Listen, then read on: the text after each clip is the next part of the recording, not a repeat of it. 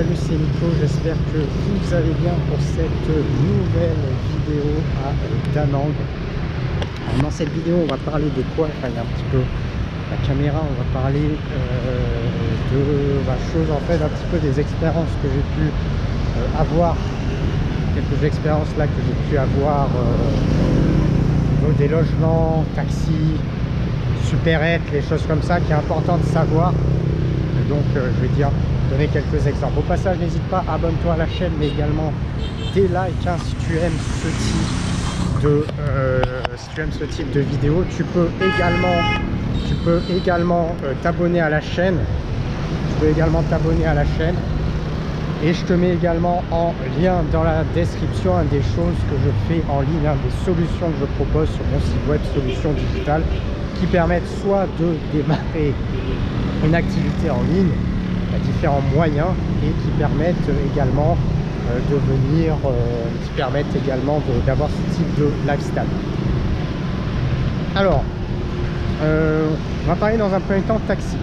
Donc, grosso modo ici t'es pas trop embêté par les taxis, ça va. Alors un petit peu quand même, bon, on reste dans un pays en développement, donc tu peux être un petit peu embêté par les taxis, mais grosso modo c'est vraiment c'est gentiment, voilà.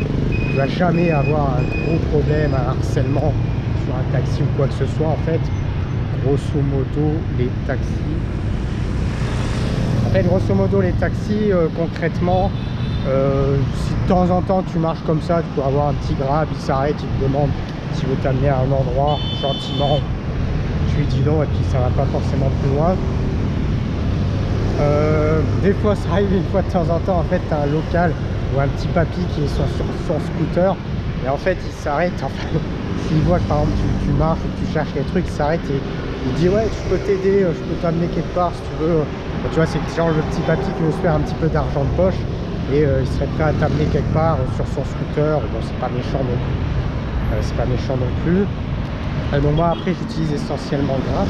En fait le problème de Grab c'est que en fait des fois tu prends le mauvais taxi, ça m'est arrivé 3-4 fois effectivement de prendre le mauvais taxi. Donc en fait concrètement c'est quoi? Concrètement c'est que tu prends ton application Grab, tu loues un taxi et puis en fait tu arrives à l'endroit. À l'endroit exactement à l'endroit où tu veux prendre le taxi, en fait tu as un autre taxi qui arrive parce qu'il pense que, enfin voilà, il te prend comme ça. Tu lui montres l'application et puis bah merde, en fait c'est pas le bon chauffeur. Et puis bon bah là le mec voilà, il veut faire son blé hein, ce qui est normal, donc il fait ouais c'est moi alors que c'est pas lui du tout. Bah, t'as capté bien évidemment. Après il dit ouais est-ce que tu vas, mais bon en fait ce qu'il faut quand même qu'ils disent c'est que c'est pas lui, parce que comme ça toi t'es sûr, tu peux annuler en fait l'application, tu annules la réservation pour pouvoir tout simplement prendre avec lui. En fait quand c'est comme ça il n'y a pas de souci, en fait tu payes le même prix. Moi je lui montre l'application, voilà, je veux aller à tel endroit, Grab cet esprit là, donc tu m'emmènes au même endroit avec ce prix là, bah ok c'est bon, il n'y a pas de souci. En général ça les arrange beaucoup parce que le prix Grab est un petit peu plus élevé, donc du coup ils gagnent un petit peu plus. Donc quoi qu'il arrive, toi t'y perds pas, mais bon c'est juste que ça fait un petit peu comme ça. Donc des fois en fait tu peux prendre le mauvais taxi Grab, ça m'est arrivé en fait 2-3 fois. Je book un truc, je rentre dans le taxi et en fait c'est pas le bon chauffeur, c'est pas forcément le bon chauffeur. Alors j'essaie de traverser au passage piéton, ça sera un petit peu plus. Ça c'est en fait une des premières choses.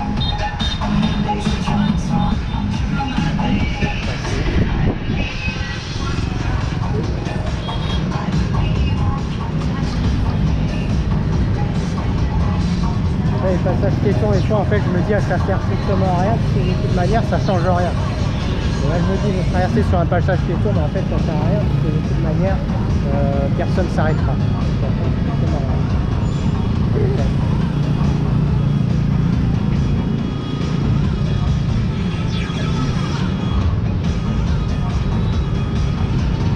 Donc là c'est un peu compliqué hein, de traverser. Encore là il n'y a pas énormément de trafic, donc ça peut être plus compliqué. Donc ce qu'il faut faire c'est simplement se lancer et puis zigzaguer.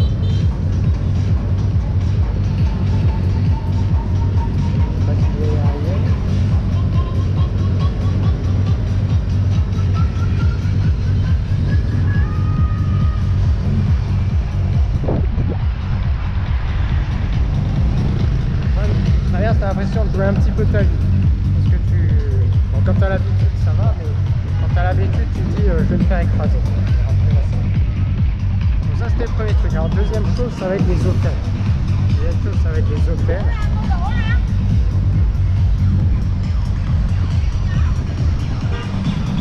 ce que je vais faire, je vais aller un petit peu là, parce que là, en fait, j'ai Dragon Bridge, mais ça va être très bruyant.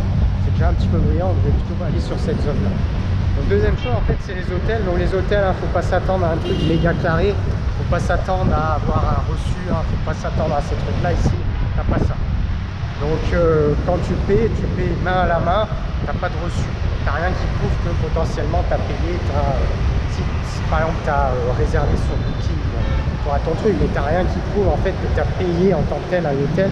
Parce que là, en fait, tu peux quasiment, moi par exemple, j'utilise Booking.com et en fait, toutes les réservations, tu ne paies rien sur Booking. Alors, dans notre pays, je paie quasiment tout Booking via PayPal ou autre chose. Et en fait, ici, bon, je ne paie rien du tout. Donc, c'est tout main à la main. Donc, ça, c'est la première chose à savoir. Donc, aucun reçu, hein, quand tu paies, tu n'auras pas de facture. Ensuite, la majorité des paiements, bah, c'est liquide, hein, tu as très peu de cartes. La majorité des hôtels ne prennent pas de cartes, sauf si vraiment tu es sur les plus gros hôtels, hein, haut de gamme qui prennent les cartes. Après, les hôtels moyens de gamme, ils prennent pas la carte. Ça, c'est également quelque chose à savoir. Ensuite, au niveau des paiements, en fait, ça dépend des hôtels. En fait, tu comprends pas trop. Ça veut dire que tu as quelques hôtels où, appart hôtel, ils te demandent, par exemple, de payer au début. Après, tu en as d'autres, ils te demandent de payer à la fin, ou par exemple, ils gardent le passeport et ils te demandent de payer à la fin. Et puis, tu en as d'autres, bah, ils savent pas. Ils savent pas, ça veut dire que tu arrives, tu leur dis, moi, par exemple, le premier appart hôtel que j'ai ici, je lui dis ouais, si tu veux je peux te payer maintenant. Il fait ouais, il n'était pas très chaud, bon on verra demain, bon ok, si tu veux on voit demain. Après bah, le lendemain je lui ai dit ouais, je peux te payer, tu vois. Moi j'aime bien quand c'est quand même un peu réglo dès le départ. Et il fait il n'était pas très chaud, ouais bon allez on y va. Et puis finalement bon je l'ai payé le deuxième jour. Après des fois il y a des hôtels ils te disent rien au début, je leur dis je peux payer maintenant. Ils font oui, vous voulez, ok, oui. D'accord, donc c'est un petit peu spécial en fait, tu sais pas si tu dois payer avant, après en fait ça dépend des hôtels. Tu as des hôtels c'est avant, tu as des hôtels c'est après, donc certains hôtels check-in, certains hôtels check-out, et en fait tu as des hôtels ils savent pas, c'est un petit peu comme ils sentent, et puis tu n'as pas de reçu. Donc ça c'est également les choses. En termes de propreté d'hôtel également, c'est pas très carré, hein. Ici c'est pas super propre, alors c'était pas trop à cheval ça passe, après c'était une personne qui est vraiment énormément à cheval sur la propreté, ça peut coincer un petit peu des fois. Plus dans les appart hôtels, les bons hôtels ça va, après les appart hôtels c'est qu'en général c'est pas nettoyé complet de A à Z, c'est pas complètement nettoyé de A à Z, donc des fois bah, tu peux avoir des petites choses, c'est pas parfait, c'est pas parfait effectivement. Et voilà, par exemple si je compare clairement avec par exemple, si tu compares avec la Thaïlande, ouais, clairement la Thaïlande en termes de propreté d'hôtel c'est autre chose. Vraiment en Thaïlande le ménage est vraiment très bien fait, c'est nickel, c'est propre, tu as vraiment très bon service en propreté dans les hôtels. Moi j'ai jamais été déçu en Thaïlande pour ça. Effectivement le Vietnam c'est la propreté, dans les hôtels, les choses comme ça reste moyen. Ça reste moyen, ça c'est quelque chose à dire que je dis effectivement, ça reste moyen. Ça reste moyen en termes de standards. C'est pas super nickel, alors que par exemple tu es en Thaïlande, là clairement la propreté c'est vraiment nickel. Ensuite, autre chose qu'il faut savoir, c'est Super8. Super8, pas de prix. Alors Super8 là aussi c'est pas mal. Alors ça veut dire quoi? Ça veut dire alors ce que je vais faire, je vais retourner un petit peu là-bas.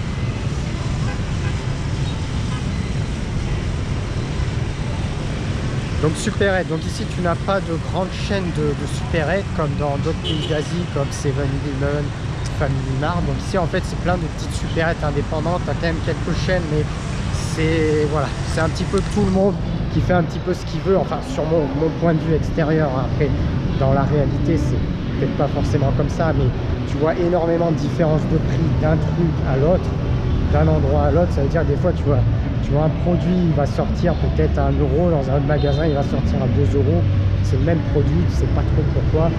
c'est chacun fait un petit peu son truc en indépendance. C'est un petit peu le ressenti que j'ai. Je vais dire un petit peu ressenti parce que comme je dis, hein, j'ai pas la science infuse, c'est un point de vue extérieur, donc ça veut pas dire que ce que je dis c'est top top. Et effectivement, en fait, tu as pas mal de supérettes, tu n'as pas de prix, et ça c'est un petit peu pénible parce que je te cache pas, hein, si tu es dans un endroit tu n'as pas de prix, en général tu n'achètes pas. Si tu es dans un endroit où tu as même des prix sur quasiment aucun produit, en général tu t'en vas. Là ici en fait tu as des supérettes, alors tu as des supérettes, ça va, c'est à peu près correctement étiqueté. Alors étiquette hein, bien évidemment manuelle, ça veut dire c'est écrit, tu vois, tu as une petite étiquette manuelle, tu l'écris en format papier, en fait c'est écrit à la main, puis grosso modo c'est ça. Ça c'est la première chose à savoir. Ça c'est la première chose. Donc prix, étiquette manuelle, tu vois, petite étiquette à la main. Ensuite, sur certains magasins, en fait, tu as la moitié des produits, tu n'as aucun prix. T'as aucun prix, en fait, tu cherches, tu n'as pas de prix. Et même sur quelques magasins, tu as quasiment des prix sur aucun produit. Sur aucun produit. Bon, là, effectivement, tu rigoles quand même un petit peu. Tu rigoles quand même un petit peu et puis tu te dis, en fait, tu comprends quand même un petit peu que tu ne comprends pas. Par exemple, il y a un endroit, en fait, j'ai une petite supérette dans un angle. Je vais quand même assez régulièrement parce que s'il y a pas mal de choix, j'aime bien. Mais il y a des prix sur un tiers des produits, en fait les 2 tiers, il n'y a rien. Il n'y a rien et puis bah, ils mettent pas de prix, donc ils mettent pas de prix, ils ne veulent pas mettre de prix, je sais pas pourquoi, mais c'est comme ça ici en fait, faut pas chercher, ils mettent pas de prix et puis bon bah là t'es pas... Moi, je me souviens en fait dans mon ancienne vie quand je faisais de la vente, j'avais pas un prix. Si jamais j'avais un produit sans prix, limite on était prêt à me traîner en justice parce que j'avais pas vu le prix. Alors, j'exagère un petit peu, mais des fois ça allait pas loin. Des fois c'était pas loin de ça. C'était pas loin de ça. Des fois ça pouvait aller vraiment un gros problème simplement parce qu'il manquait pas de prix. Parce qu'il manquait pas de prix. Bon bah là tu viens ici, t'as un paquet de trucs, en fait t'as aucun prix. Alors les petits trucs de marché, je t'en parle pas, t'as aucun prix non plus. Après les petits trucs de marché c'est différent, mais les supérettes c'est quand même c'est pas terrible hein, parce que là dans une supérette tu veux acheter un truc, t'as pas de prix, t'as le gel douche, t'as pas de prix, t'as les spaghettis, t'as pas de prix, tu veux acheter la bouteille, je sais pas, de tes frais, t'as pas de prix, et tu passes pas ta vie à demander, si t'as rien qui est étiqueté en fait tu peux pas passer ta vie à demander des prix. Alors, une fois de temps en temps si vraiment un produit je me dis ça peut potentiellement être peut-être un petit peu cher, moi, je vais à la caisse, je demande quel est le prix, mais après bon grosso modo quand c'est les produits vietnamiens tu sais que de toute manière ce sera pas très cher, normalement tu n'auras pas de mauvaise surprise, mais après il faut faire gaffe, hein, si le produit ne vient pas du Vietnam, mais tu peux avoir une mauvaise surprise en caisse, donc il faut quand même faire attention. Faut quand même faire attention à ça, mais c'est effectivement c'est un peu pénible, ça fait vraiment bizarre. T'arrives, t'es là, tu veux acheter un truc, tu vois pas de prix, tu regardes un peu partout, il n'y a pas de prix. Si tu veux racheter autre chose, ouais c'est pas mal ça, il n'y a pas de prix.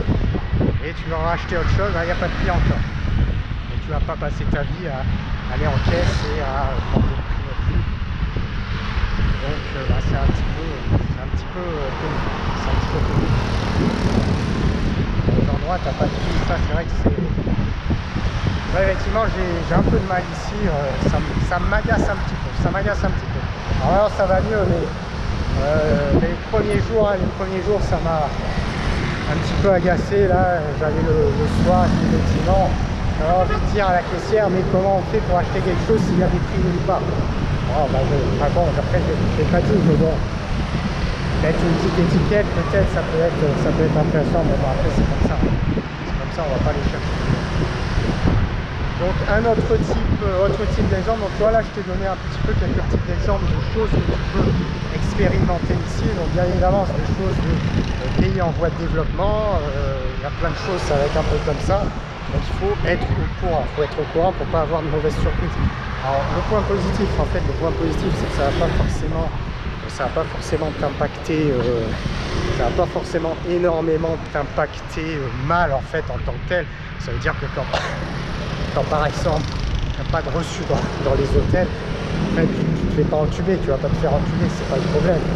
Mais bon, ça peut faire toujours un petit peu bizarre, surtout si tu n'as jamais été ici, bah, tu te dis ouais je vais me faire arnaquer tout ça. Dans le réel tu te fais pas arnaquer, sauf exception, sauf grosse exception, mais dans le réel tu ne feras pas arnaquer. Mais effectivement ça fait un petit peu bizarre. Bon pareil, le prix, bon évidemment tu as envie d'avoir un prix pour sur ce que tu veux acheter, bon, on est bien d'accord. Après pareil, le taxi, bon si tu bookes un gras, bah, le mec il prend, c'est plus vrai que le mec quand il prend, bah, ils se disent ah oui bah non c'est pas moi, c'est pas moi, bon bah ok je vais prendre ton gras. Non, le mec voilà il continue de rouler, il va continuer de rouler, il va dire bon bah voilà il faudra que tu bookes ton gras, tu vas payer le même prix, mais effectivement tu vas pas être avec le taxi que tu étais censé booker. Donc ça c'est les petites choses, les petits aléas, bon, bah, c'est comme ça, hein, mais après pas être c'est pas nickel. Allez, on va s'arrêter dans cette petite vidéo. Si tu as aimé, abonne-toi à la chaîne, mais également des likes. Je te laisse aussi en lien dans la description mon site de formation Solutions Digitales. Les solutions soit pour avoir ce mode de vie là, soit pour démarrer aussi une activité en ligne. Et puis sur ce, je vous dis pour une autre vidéo. Ciao, ciao.